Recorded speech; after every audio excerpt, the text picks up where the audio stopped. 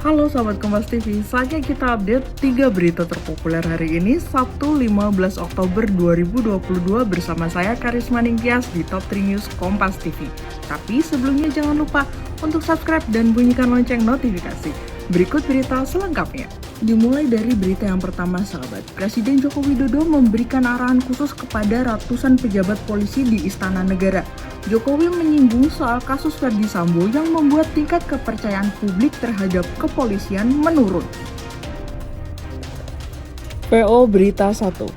Pada awal sambutannya, Jokowi memberikan penghargaan dan apresiasi yang tinggi atas kerja keras Polri serta jajaran TNI, pemerintah, serta komponen masyarakat dalam menangani COVID-19. Presiden Jokowi juga mengingatkan agar jajaran Polri untuk punya sense of crisis dan menjaga gaya hidup. Oleh sebab itu saya ingatkan masalah gaya hidup, lifestyle. Jangan sampai dalam situasi yang sulit ada letupan-letupan sosial karena adanya kecemburuan sosial ekonomi. Kecemburuan sosial ekonomi, hati-hati. Sehingga saya ingatkan yang namanya Polres, Kapolres, yang namanya Kapolda, yang namanya seluruh pejabat utama perwira tinggi ngerem total masalah gaya hidup. Jangan gagah-gagahan karena merasa punya mobil bagus atau motor gede yang bagus. Hati-hati, hati-hati. Saya ingatkan hati-hati. Selanjutnya sahabat, Komisi Pemberantasan Korupsi atau KPK menggeledah rumah Gubernur Lukas NMB yang terletak di wilayah Jabodetabek. Berikut liputannya untuk kamu.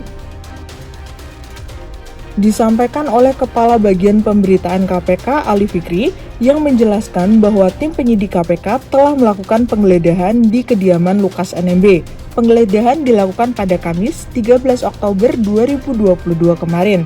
Tim penyidik mengamankan dokumen-dokumen aliran uang yang diduga menguatkan aksi suap Lukas NMB.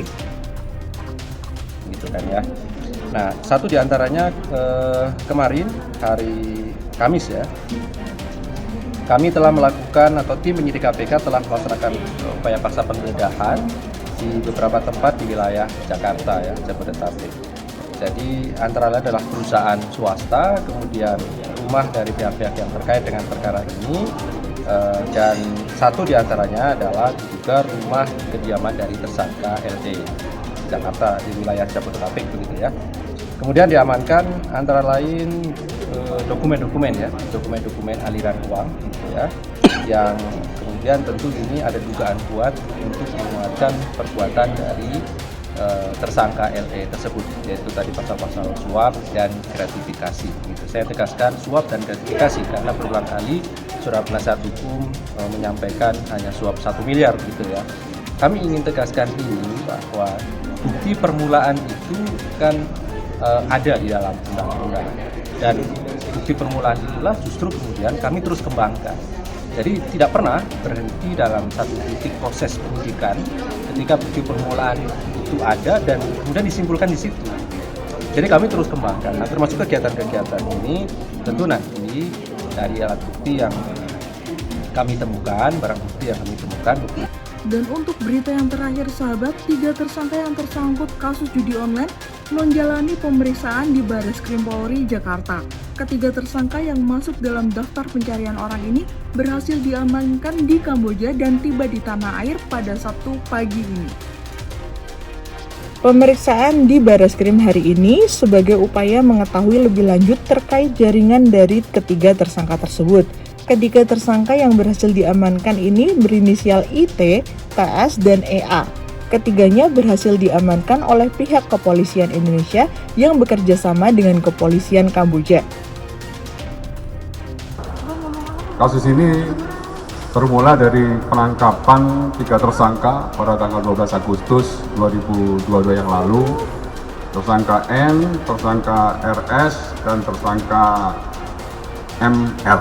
Ya, dari 3 tersangka tersebut, dari tim penyidik berhasil mengembangkan dan mendapatkan 3 orang tersangka yang pada saat itu Pak Kapolri sudah juga menyampaikan DPO terkait 3 tersangka tersebut. 3 tersangka tersebut terdeteksi berada di luar negeri. Oleh karenanya dari pihak Barreskrim meminta dari Divinter untuk mengeluarkan red notice. Dari hasil pemantauan dari red notice tersebut, yang bersangkutan didapati di Kamboja.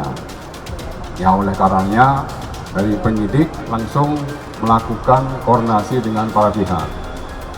Di Kamboja tersebut terdeteksi 3 tersangka tersebut. Ya, penyidik gabungan tersebut berkoordinasi dengan Kamboja National Police, kemudian dengan pihak KBRI dan para pihak, ya ada imigrasi dan lain sebagainya, dan berhasil diamankan di Kamboja.